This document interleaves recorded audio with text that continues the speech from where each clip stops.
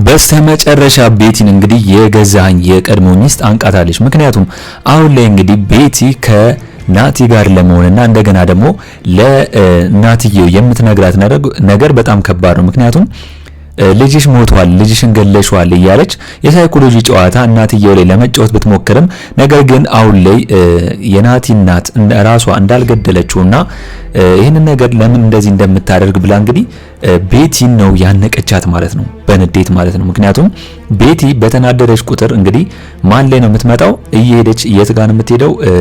የናቲ እናት ጋር ወይም ደግሞ የገዛኸኝ የቀድሞ ሚስት ጋር ነው እየሄደች የምትጮህባት ማለት ነው። ስለዚህ አሁን ላይ እንግዲህ በንዴት የናቲ እናት ቤቲን አንቃ ይዛታለች ማለት ነው።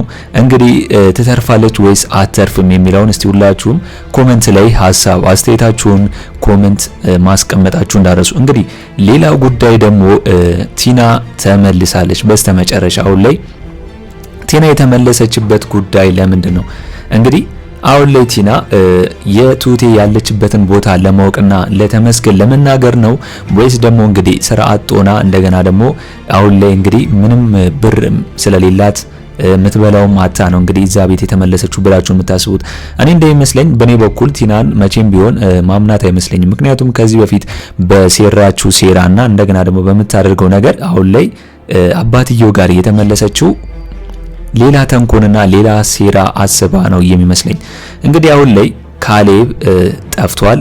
ካሌብ ደግሞ ለስራ ክፍለ ሀገር እንደሄደ ነግሯታል። ነገር ግን አሁን ላይ እንግዲህ የካሌብ አባት ለቲናም ቢሆን እንግዲህ እዚሁ ምግብ እንድሰራና በሰራተኝነት ሊቀጥራት አስቧል። አሁን ላይ ማንም ሊቀበላት እንዳልቻለች ካወቀ በኋላ ነገር ግን በሳምንት 3 ቀንም ቢሆን እንግዲህ እሱ ጋር እየሄደች እየሰራች ብርም ሊከፍላት አስቧል ማለት ነው በቱቴ ፋንታ። አሁን ላይ ቱቴ ከዛ ቤት በተመስገን ምክንያትና በቲና ምክንያት እንደሸሸች ይታወቃል። ምክንያቱም ተመስገን እያስቸገረ ስለነበር አሁን ላይ ሌላ አዲስ ቤት ገብታለች ማለት ነው። አሁን ላይ እንግዲህ የካሌብ አባት ብቻቸውን ስለሆኑና ማንም ያበስልላቸው ስለሌለ በቱቴ ፋንታ እንግዲህ ቲና ዝቅ ብላ ስራዋን ልትጀምር አስባለች ማለት ነው። ነገር ግን አሁንም ቢሆን ቲና ተንኮል የለባትም ወይም ደግሞ በውስጧ ሌላ ሴራ ይዛለች ወይስ አልያዘችም? እስቲ እናንተ በዚህ ጉዳይ ሁላችሁም ሀሳብ አስተያየታችሁን ኮሜንት ላይ ማስቀመጣችሁ እንዳረሱ። እንግዲህ ትሁት ክፍል 82 ቶሎ እንዲለቀቅ ሁላችሁም ኮሜንት ላይ ክፍል 82 ቶሎ ይለቀቅልን በማለት ይህንን ቪዲዮ ላይክ በማድረግ ጀምሩ። እንግዲህ እንዳየነው ከሆነ ናቲ ያንን ቤት በቁልፉ ገብቶ እዛ ለማረፍና ለመተኛት ፈልጎ ነበር። እንግዲህ ናቲ እውነቱስ እዛ ቤት ያለችው እናቱ መሆኑን አውቋል ወይስ አላወቀም? ምክንያቱም ገዛኸኝና ቤቲ የሚነግሩት ነገር ምንድነው? እናቱ እንደሞተች ነው ለሷ ደግሞ ናቲ እንደሞተ ነው እየነገሩት ያሉት። ስለዚህ አሁን ላይ እንግዲህ ከቤቲ ሽሽት እዛ ቤት ለመተኛት ነው ወይስ እናቱን እንዳለች እዛ ቤት ወይም ደግሞ የሆነ ሰው እንዳለ እንደተደበቀ አውቆ ነው ያንን ቤት ሊከፍት የነበረው? ነገር ግን በዚህ ምክንያት ነው እንግዲህ ቱቴ ያስቆመችው። ነገር ግን በኔ በኩል ቱቴ ማስቆም የለባትም ብዬ ነበር ማስበው። ምክንያቱም እናቱን ቢያገኝ ኖሮ አሁን ላይ የሚፈልገውን እንዳገኘ ነው የሚቆጥረው። እስከዛሬም ድረስ የእናቱን የት እንዳለና የት እንደሆነች ስለማይነግሩት አሁን ላይ ያንን ቤት ከፍቶ ቢገባና እናቱን ቢያገኝ በኔ በኩል ጥሩ ነገር ነው ብዬ ነበር ማስበው። ነገር ግን አሁን ላይ ቱቴ ይህንን ነገር ለምን እንደዚህ ያደረገች ወይም ደግሞ ይህንን ነገር በስተመጨረሻ ከእናቱ ጋር እንዳይገናኝ ያደረገችበት ምክንያት ምን ይሆናል ብላችሁ ነው የምታስቡት? እስቲ እናንተስ በዚህ ጉዳይ ሁላችሁም ሀሳብ አስተያየታችሁን ኮሜንት ላይ ማስቀመጣችሁ እንዳረሱ። እንግዲህ አሁን ላይ ናቲ የመጣው ያንን ሀብት ንብረት ወይም ደግሞ የአባቱን ሀብት ንብረት በእናቱ ስም የሆነ ነገር መክፈት ፈልጎ እንደመጣ ይታወቃል። አሁን ደግሞ ገዛኸኝ ያንን ማድረግ አልፈለገም። ምክንያቱም በእናቱ ምንም ነገር እንዲከፈትና ምንም ሀብት እንዲቀመጥ ስላልፈለገ ማለት ነው። ነገር ግን አሁን ላይ ገዛኸኝ ይህን ሀብትና ንብረት ወይም ደግሞ እሱ ጋር ያለውን ቤቱንም መኪናውንም በቤቲ ስም ሊያደርገው ይችላል ማለት ነው። አሁን ላይ እንግዲህ ቤቲ በጣም እየተደሰተችና እየተመቻት ነው። ምክንያቱም ባሏ ወይም ደግሞ ያንን የሚያክል ገዛኸኝ የሚባል ሰውዬ እንግዲህ ሀብት ንብረቱን በእሷ ሊያደርግላት ነው። ነገር ግን አሁን ላይ ቤቲ የምትወደውና የምታፈቅረው ደግሞ ናቲን ነው። ናቲን ለምን ከኔ ጋር አትሆንም? ለምን እኔ ምለን አሰማም እያለች ከሱ ጋር ለመሆንና እሱን ለማሳሳት እየሞከረች ነው ያለችው። ጭራሽ አባቱን ማግባቷ ሳያንስ ወይም ደግሞ ከአባቱ ጋር መሆኗ ሳያንስ አሁን ደግሞ ናቲ ይህንን ነገር አይፈልግም። ምክንያቱም አንደኛ አሁን ላይ ናቲ ቤቲ ማለት የእንጀራ እናቱ ነች። ሁለተኛ ነገር ደግሞ በእናቱ ምትክ እዛ ቦታ መሆኗ ለሱ መቼም ቢሆን አያስደስተውም። መቼም ቢሆን እንግዲህ አባቱን አፍቅራ ሳይሆን ገንዘቡን ብላ እንደመጣች አውቋል ማለት ነው። ስለዚህ አሁን ላይ ናቲ ከሷ ጋር ምንም ማድረግም ሆነ መሆን አይፈልግም። ነገር ግን አሁን ላይ ትሁቴ ናቲን በእንደዚህ አይነት ጥያቄ ለምን መጣች ወይም ደግሞ ከቤቲ ጋር ያላችሁ ነገር ምንድነው? ለምንድነው እንደዚህ የምትሆንባት የሚለውን ጥያቄ ለምን ትሁቴ ጠየቀችው? ትሁቴ እውነት ናቲን አፍቅራው ይሁን እንዴ? ከሱ ጋር ለመሆን ፈልጋ ይሁን እንዴ? ምክንያቱም እሱ ቤቲ ባለጌ እንደሆነችና ከባድ ሴት እንደሆነች አውቋል። ለዛም ነው እሷን መቅረብ ማይፈልገው እንደገና ደግሞ ከሷ ጋር መሆን ማይፈልገው ማለት ነው።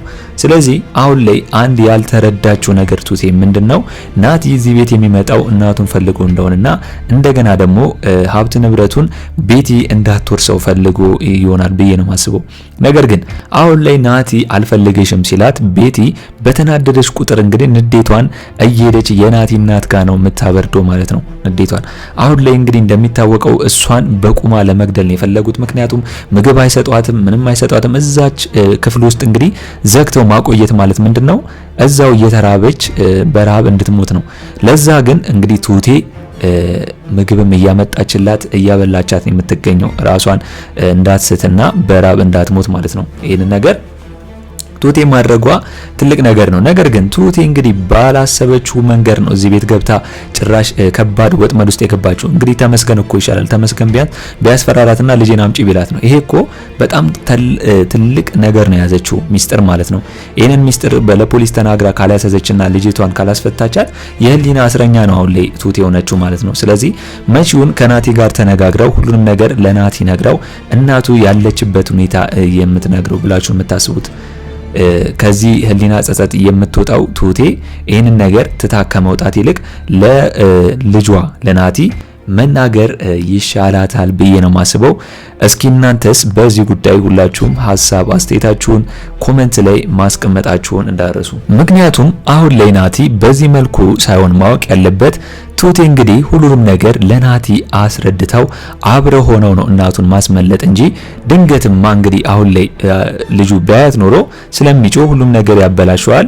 አባትየውም ነው ቤትም የሆነ ነገር ልጁን ሊያደርጉት ይችላሉ ናቲ ማለት ነው። ስለዚህ ትሁቴ በሌላ በኩል ደግሞ ያደረገችው ነገር ትክክል ነው። ያላወቀ መስሎ አባቱን መበቀል ነው ያለበት እንጂ ድንገት አሁን ላይ በኔ በኩል እናቱን ቢያያት እዛ ጋር ሌላ ነገር ነው የሚፈጠረው ማለት ነው። ስለዚህ አሁን ላይ እንግዲህ ያንን ቤት እንዳያየው ያደረገችው ትሁቴ ትክክል ነው ብዬ ነው ማስበው። እስኪ እናንተስ በዚህኛው ሳይድ ያያችሁት ጎኑ እንዴት ነው ብላችሁ የምታስቡት ሀሳብ አስተያየታችሁን ኮሜንት ላይ አስቀምጡልኝ።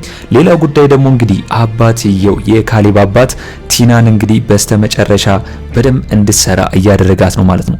ትሁቴን እንግዲህ ቁጭ ብላ እያዘዘቻት እንደገና ደግሞ እንትን እያለቻት ያለችውን የትሁቴን ስራ በሙሉ ቲና በራሷ መንገድ ራሷ በትሁቴ ስራ ውስጥ ሆና እንድትሰራው ማየት ፈልጎ ነበር። ስለዚህ ያንን ነገር ደግሞ የካሌብ አባት አሳክቶታል።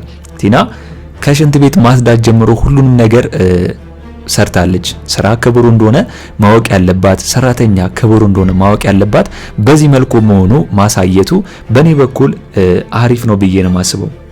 እንግዲህ አሁን ላይ ትሁት የቲናንም ያን ርቀት እንግዲህ ያወቀች ቲና አባትየው ላይ ስታደርግ ያኔ እንኳን ብዙ ርቀት ስትጓዝ የነበረችው በቲና በትሁት መንከርፈፍ ነው። ስለዚህ አሁንም ቢሆን የሴትየዋን ወይም ደግሞ የናቲን እናት ነገሮችን በአጭሩ መቅጨት ትችላለች ብዬ ነው ማስበው። አሁንም የናቲን እናት መከራ በኔ በኩል እያስረዘመችው ነው ብዬ ነው ማስበው። ህይወቷን እንዳታሳጣት እዚሁ ዝም እያለች ለናቲ ቀድማ ቶሎ መናገር አለባት ይህን ነገር ብዬ ነው ማስበው። እስኪ እናንተስ በዚህ ጉዳይ ሁላችሁም ሀሳብ አስተያየታችሁን ኮሜንት ላይ ማስቀመጣችሁን እንዳረሱ። ነገር ግን አሁን ላይ እንግዲህ በዚህ ትሁት ክፍል ትሁቴ አስተዋይ ናት ብዬ ነው ማስበው። ምክንያቱም እናቱ በዚህ ሁኔታ ውስጥ ሆነዋ እንግዲህ ናቲ ማየት የለበትም። እንደገና ደግሞ አሁን ላይ የካሌብ አባት ጀግንነትና የቲና ሴራዋ ነቀዝነት የትሁቴ አስተዋይነት ባይኖር ኖሮ ድራማው ሊበላሽ ይችላል ማለት ነው። ስለዚህ አሁን ላይ እንግዲህ ይህንን ነገር ማድረጓና በዚህ መልኩ እናትየው ተጎሳቁላ ናቲ ማየቱ ልክ አይደለም። ትሁቴ ሁሉንም ነገር አስረድተው ማየት አለበት ብዬ ነው ማስበው። እስኪ እናንተስ እስቲ በዛሬው በትሁት ድራማ ክፍል ያላችሁን ሀሳብ አስተያየታችሁን ኮሜንት ላይ በማጋራት መስጠት ትችላላችሁ። እንግዲህ በኔ በኩል የዛሬው አስተያየቴ እንን ይመስል ነበር። ለቻናሌ አዲስ ከሆናችሁና ሁላችሁም እየተመለከታችሁ ካላችሁ ይህንን ቻናል ሰብስክራይብ በማድረግና የደውል ምልክቱን በመጫን ቤተሰብ እንድትሆኑን በአክብሮት እንጋብዛለን። በቀጣይ ክፍል እስከምንገናኝ ድረስ መልካም ቆይታ ይሁንላችሁ። ቻው ቻው።